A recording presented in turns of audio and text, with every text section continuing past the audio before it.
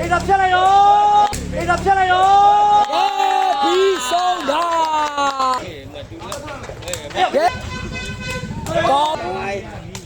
ကောင်းလိုက်တယ်နိုင်ကဲအဲ့ဒူးနဲ့တော့စိုက်ချင်းသွားပါဗျနော်ကဲမျိုးလေးရှစ်မှတ်ဒီဘက်ကပေါင်ဘက်ကအကို3ယောက်ကတော့2မှတ်ပါဗျအဲ့ဒူးပါ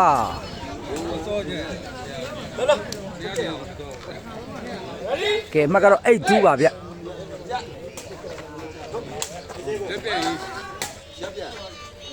ပါဝါတယ်နိုင်ဒူးဖြစ်သွားဗျနော်မျိုးလေးကတော့တတရာပဲအမတ်တမတ်ထပ်ချဖွေသွားပြန်ပြီနော်နိုင်ဒူးပါ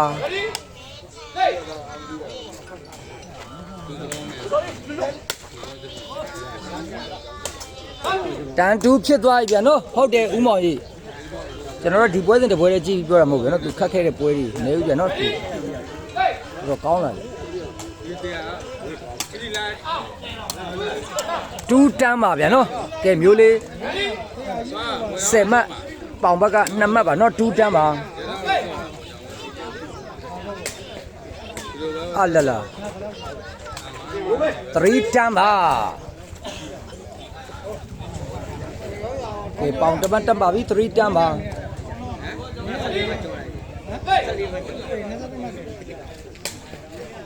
အလလာလာ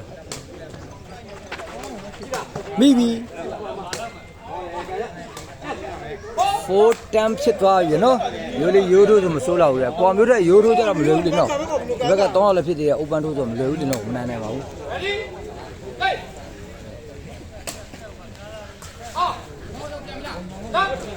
တန်း4ပါဗျမျိုးလေး10မှတ်ဒီဘက်ကပေါင်ဘက်က4မှတ်ပါ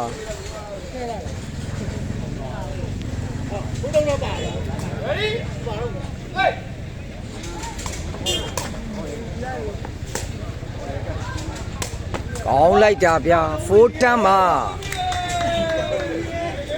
ဘူးသေးလို့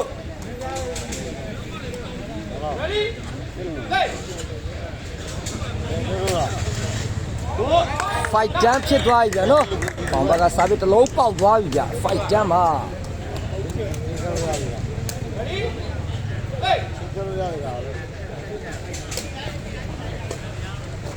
စစ်တန်းဖြစ်သွားပြီဗျာနော်ပေါင်စားပြီးတစ်လုံးထပ်ပေါက်ပြီးတမတ်ထပ်ယူသွားပြီဗျာနော်စစ်တန်းပါ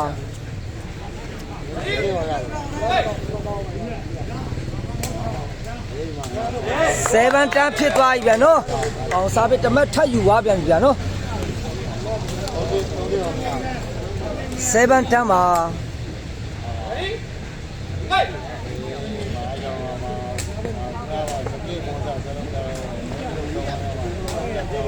ပါလာတယ်ကောင်းလိုက်တာဗျာ8တန်းဖြစ်သွားပြီဗျာနော်ဒီပေါင်ကတော့အမှတ်တွေလိုက်လာပြီနော်8မှတ်မျိုးလေး10မှတ်နဲ့အမှတ်ကတော့2မှတ်ပဲကွာပါတော့တယ်အလာလာလာလာပါလာတယ်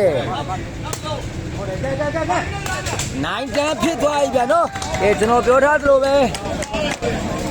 ဒီဘက်ကတော့ကိုမမျိုးလေး10မှတ်နဲ့ပွဲတော့တကယ်ကိုရင်ခေါ်မဲ့ချိန်ရောက်နေတော့ကဲပေါင်3ယောက်က6မှတ်မျိုးလေး10မှတ်နဲ့အမှတ်ကတော့1မှတ်ပဲကွာတော့တယ်ဗျာနော်ကျွဲချန်လားအပေါင်လားတဲ့ကျွဲချန်ပါကိုကြီးအပေါင်ကျွဲချန်ပါတဲ့ကိုတန်းစင်ဆိုကြီး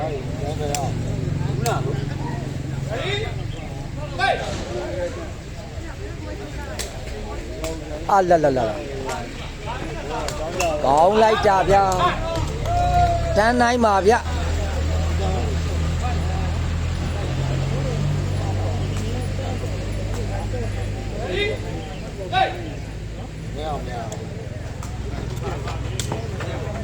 ဟာ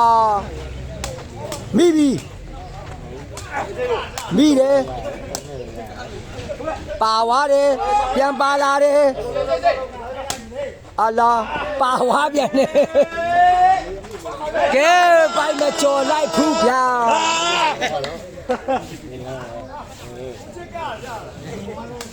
မ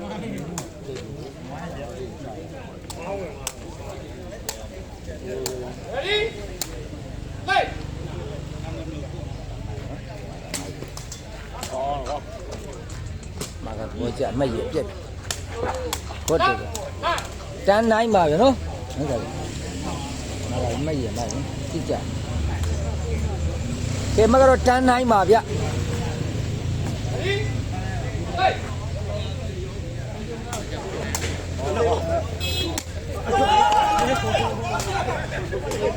ကဲ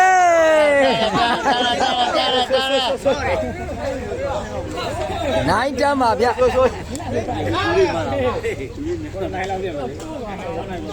ဘိုက်ကအသေးလားဆိုတော့adjust လုပ်လို့ရပါတော့မှသူတို့တိုင်နေတန်းနေတော့ပါတယ်ပြီနော်ကိုမျိုးကြည့်ပါကြိုးကောင်းလိုက်တာဗျာကောင်းလိုက်တာဗျာကောင်းလိုက်တာဗျာကောင်းလိုက်တာ ကဲမျိုးလေး10မှတ်ဒီဘက်ကပေါင်ဘက်ကအကူဒီ9မှတ်ပါနော်10မှတ်9မှတ်ပါဗျမိပြီပါသွားတယ်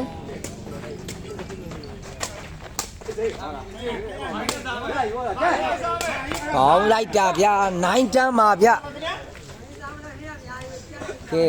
9မှတ်10မှတ်ဖြစ်နေတယ်နော်မှတ်ကလည်းမကွာဘူးဗျ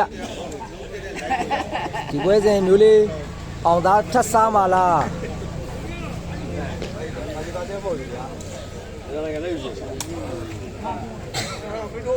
ကဲမကတော့9တန်းပါဗျတော်လေအာလာလာလာလာလာအမတ်တူတန်းအောဖြစ်သွားပါပြီဗျကဲကျွန်တော်ပြောထားသလိုပဲဒီတော့မျိုးလေးကိုအမတ်တူတောင်လိုက်ကစားထားပြီဗျနော်ပေါပြန်ပြီ11တန်းဖြစ်သွားပြီဗျနော်ကဲဒီပွဲစဉ်တွေကတော့ဒါကြေးကောင်းကောင်းနဲ့တင်းပွဲတွေထပ်ဖြစ်ကောင်းဖြစ်နိုင်တယ်နော်ပေါင်မျိုးဘယ်ရက်ကွက်လဲဆိုတော့အခုကျွဲကြံနဲ့ကိုကြီးဘူးစကိုင်းပိုင်အော့ဖီနီးလာကြည့်ပါကိုကြီးနော်ဒီမှာကစားသမားကြီးစုံနေရအကိုတို့ရဲ့ idol တွေစုံနေပါတယ်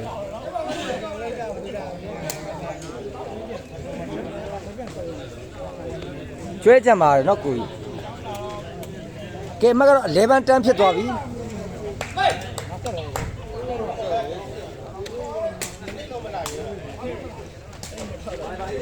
ပါလာတယ်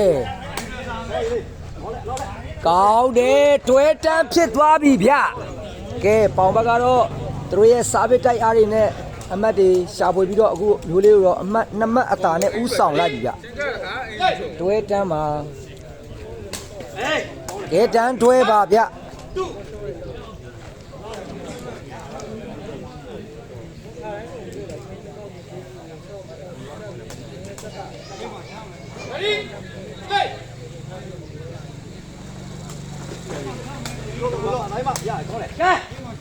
ကောင်းလိုက်ကြဗျာတွဲတန်းပါချင်းဝင်ရောက်ပြီကဲပေါင်း12မှတ်မျိုးလေး10မှတ်နားနဲ့မော်တယ်ဖြစ်မော်တယ်ဈေးဖြစ်နေလို့တဲ့95မော်တယ်ဈေးလို့တော့ရိုးပါဘောရွာလို့ပြောတယ်မိပြီပြောပြောတာဟောတန်းတွဲပါဗျဈေးဖြစ်နေတယ်95ဆိုတော့95ဆိုရဲတဲ့50တော့ကဲမကတော့တန်းတွဲပါနော်ကဲမျိုးလေး10မှတ်ပေါင်ဘက်ကတော့12မှတ်ပါဗျဟောသူပြောတာကြောင့်ပါဗျသူကတော့ဈေးနဲ့စားပါကွာတော့ဆေးဝင်ရတော့ဟာဈေးနဲ့စားပါအဲ့တော့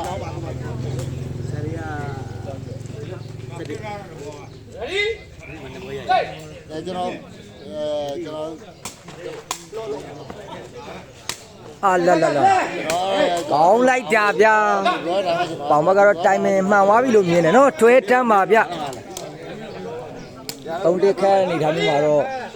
မလွယ်လောက်ဘူးဗျနော်နားလဲဦးကျွန်တော်အဲ့ဒါသူကလည်းရရလားကဲဟုတ်တန်းဖြစ်သွားပြီဗျနော်ကဲပေါင်တမထက်တက်သွားပါပြီစားပစ်ကလည်းကောင်းတယ်နော်မျိုးလေးရဲ့ဘယ်လန်းလေးကို ထိုးထည့်ထားတာ ရတယ်ဟောပြီး ကျွန်တော်တို့ရွာနဲ့နီးနီးလေးပဲတဲ့ brother like စောင့်ကြည့်နေပါဟုတ်ပြီဗျကဲတန်းဟုတ်ပါကိုရဲရင်လာခဲ့လေကိုတန်းလေးဦးလေနော်သူတို့နောက်ခောက်မှသူတို့ပွဲလေး အေးမတကားကြီးမှာစကားပြပြောလိုက်ဖို့ ဟုတ်ကဲ့ကောင်မျိုးကြီး ကျွန်တော်အဲ့ထုံသက်ကြောင်ကျွန်တော်သိနားမလဲဘာကြောင့်လဲ မျိုးလေးစားပစ်တစ်လုံးပေါက်သွားပြီဗျအလဲပန်းဟုတ်ပါ ဒီရောချင်းကျွန်တော်ပြောတာ မျိုးလေးစားပစ်ကလည်းကျန်းတယ်နော်ဒီလုံးထိုးသွားတာ ဒါကြောင့်အားကိုတွက်ခဲ့တာ အလဲပန်းဟုတ်ပါဗျ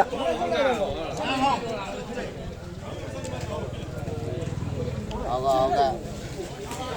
ကဲမျိုးလေးစားပစ်ပေါက်မလားကြည့်မယ်ဗျ ပထမတရားပြောတာလေအော်မောင်ကျော်ဦးကျော်မမပြေမမပြေကြောက်ပြမယ်နော် ဝေးသွားတယ်ဗျတွဲဟုတ်ပါဗျတကယ်ကိုထောင်ချင်းလဲကောင်းပါတယ်နော်ဘက်ကပေါင်အခုကန်တဲ့နေရာမှာတော့ဝေးသွားဗျနည်းနည်းလေးမပေါဘူးကိုဇွဲလေးကဲတွဲဟုတ်ဖြစ်သွားပြီနော်ကဲကြည့်ပြန်စင်မလားကြည့်မယ်ဗျ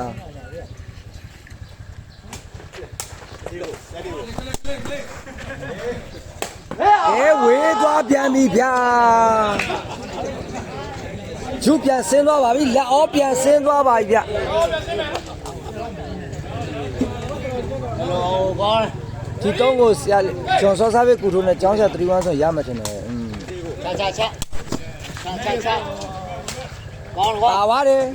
ဟာ ချက် မိတယ် ချက် ကောင်းလိုက်ကြဗျာ ဟုတ်ကန်ချာ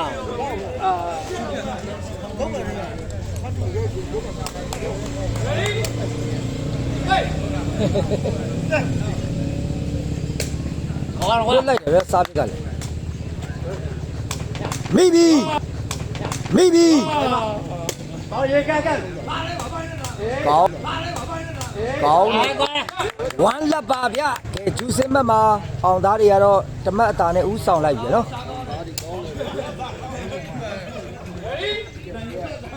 ဟေးဟေးဟေး ဟုတ်ပါပါပြီ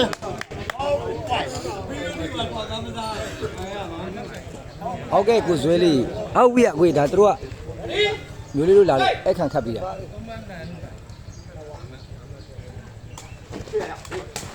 ပါသွားတယ်ကောင်းလိုက်ကြဗျာ11 over เนาะကဲဂျူးစင်မတ်မှာအမတ်တူညီသွားပြီ11 over တို့ကနာမိုက်တယ်လို့ပြောလို့မုံရံကတငယ်ချင်းအားပေးနေတယ်ဟုတ်ပြီကိုရဲရင်ကြီး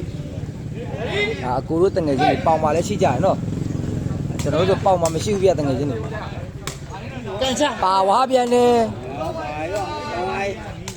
ကောင်းလိုက်တာဗျာတွဲ11မှာဗျ ကောင်းလား ကျွန်တော်ရွာနဲ့နီးလာပြီတဲ့ဒါကျွဲချက်မှာလို့ပြောရခက်တာနော်ဒီဟာပေါင်မျိုးကျွဲချက်မှာလို့ပြောရ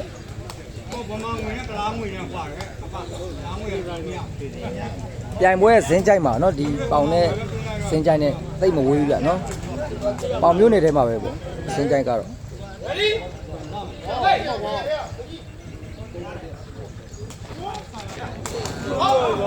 ယူလေးပုတ်ရှင်တစ်လုံးပေါက်ပြီးတော့ဟုတ်ဝမ်းဖြစ်သွားပါပြီဗျ ကောင်းတယ်ကွာပို့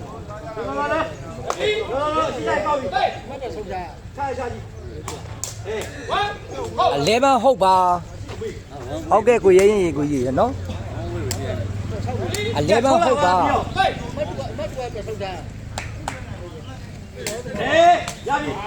စာပစ်တစ်လုံးပေါက်သွားပြီဗျာတွဲဟုတ်ပါဗျာနော်စာပစ်တော်တော်ကောင်းပါလေဒီလုံးထိုးထည့်သွားမျိုးလေးရဲ့ရင်ခွင်ထဲကိုဆရာကြီးကျွန်တော်ဒီနေ့ပြောစရာစကားရှိလာဗျာဥစောကြီးမနောက်ပါနဲ့ဗျာအာလာလာလာလာကောင်းလိုက်တဲ့စာပစ်ဗျာပါလာတယ်ဟာကောင်းလိုက်တာဗျာဟုတ်ဩဖြစ်သွားပြီဗျာကဲပေါင်သားတွေကတော့အမတ်တွေအဖြတ်ထားခံရပြီမဲ့လဲထောက်ချောက်လိုက်လာအခုဆိုတော့ဂျူးစင်မတ်မှာအမတ်တူညီသွားပြီနော်ဟုတ်ဩပါဗျာ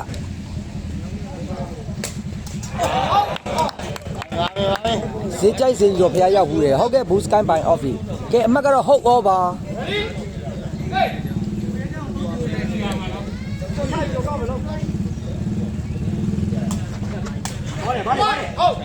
မျိုးလေးစားပေးဖမ်းတဲ့နေရာမှာရှင်ဘက်နဲ့တက်သွားဖြစ်တဲ့အတွက် point ဟုတ်ဖြစ်သွားပြီဗျနော်ကဲမျိုးလေး14မှတ်ရောက်သွားပြီဗျ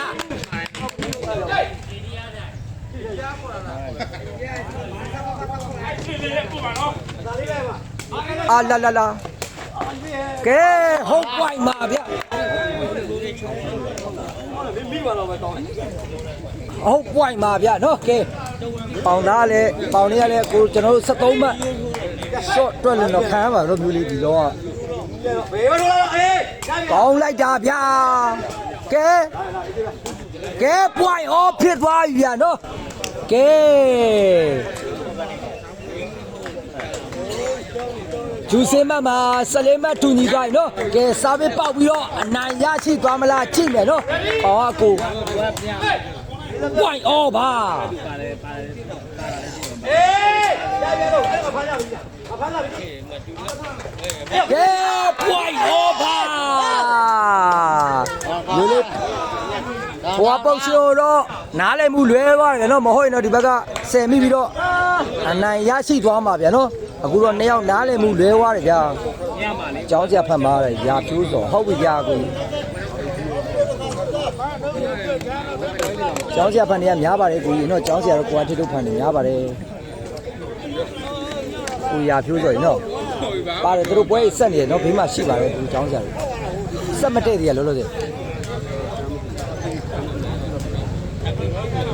ကဲအမတ်တူ point off ဖြစ်နေကြနော်ပြေမမကဲမျိုးလေးစားပစ်ပေါက်ပြီးအနိုင်ရရှိသွားမှာလားဆိုတော့ကျွန်တော်တို့ကြည့်မယ်ဗျာပေါ်မယ်ဒါချစ်ကြည်ခတ်ကြတာပဲသူတို့နော်ချီလည်းမများပါဘူးဗျမျိုးလေးစားပစ်ပိုက်မကြော်လိုက်ဘူးဗျာရရပြေးလိုက်ပဲသူကဲပေါင်ဘက်ကစားပစ်ပြန်ရပြီဗျာနော် point off အေးတော့ဖြတ်လိုက်ရောပြီးဆုံးတာ15မဲ14မဲနဲ့မျိုးလေးကတော့ရှုံးနေသွားပါတယ်နော်